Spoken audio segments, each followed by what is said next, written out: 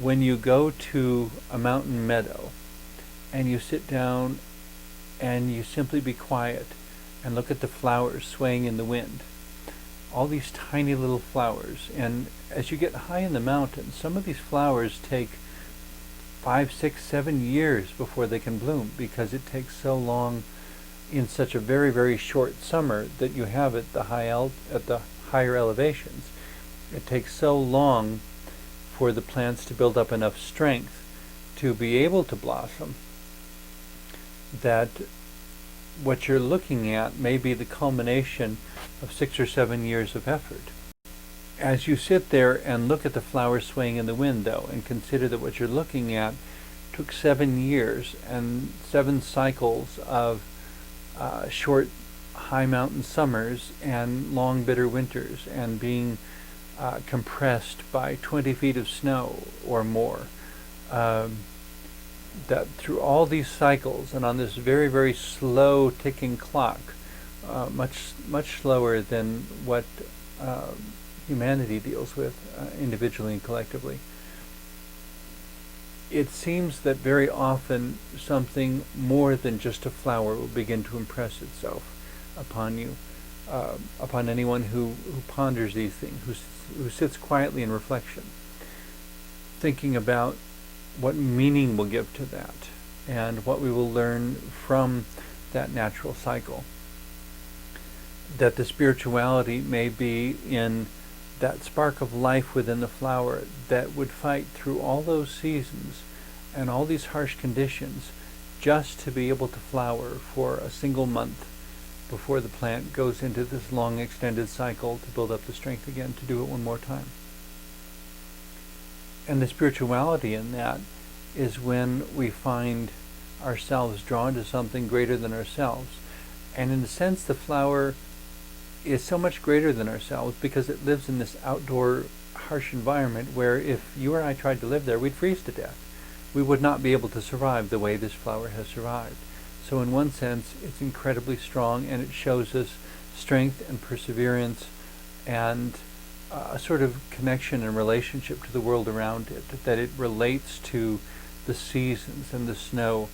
and the rain and the sun and the cycle itself, the timing, how short the summer is, that it has to get all the growing in it can do during those few months because the rest of the year is going to be dedicated to surviving the cold.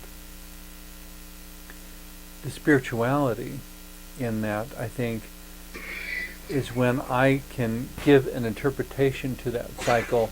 that gives me wisdom for the living of my own life. That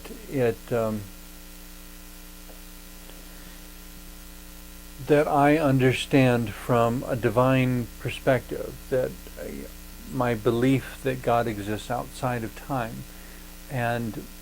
can experience eternity, that from that perspective 100 years of human life on planet Earth are but a second in eternity. It's such a brief, short period of time that to try to do anything meaningful during that time at all is kind of a very optimistic undertaking. And yet,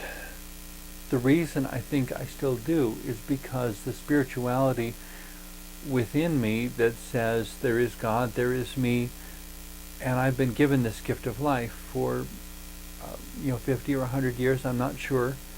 that one of the best ways to honor the giver of this life, the transcendent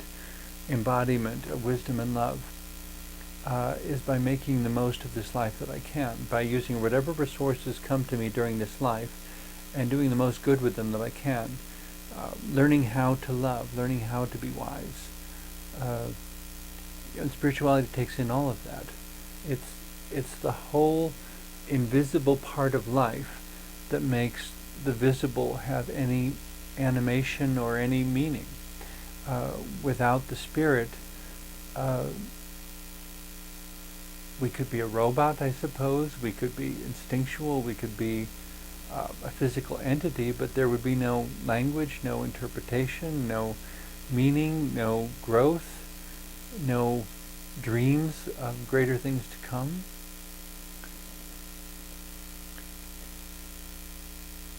it's not so important to me whether one's spirituality be answered within an institutionalized religion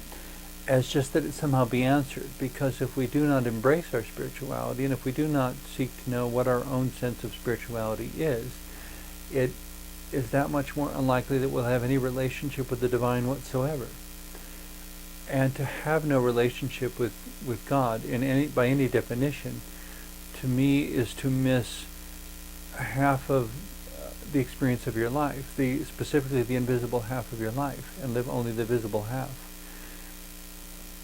There's a way of understanding how the brain works that divides, not literally of course, but in description, divides the brain into left and right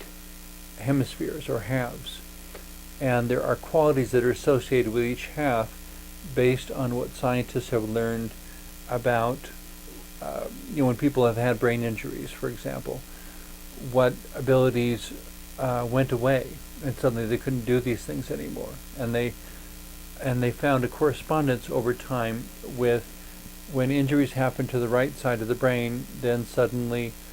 all these abilities disappear. And when injuries happen to the left side of the brain, these sorts of abilities disappear.